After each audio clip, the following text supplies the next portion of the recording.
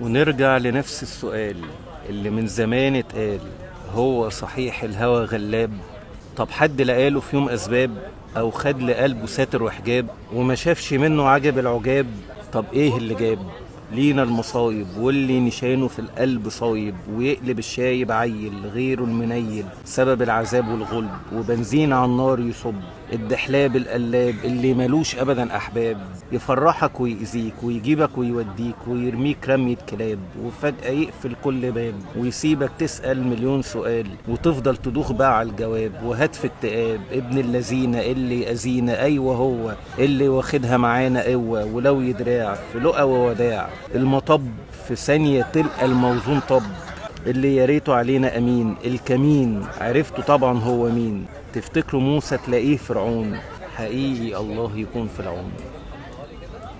هو صحيح الهوى غلاب؟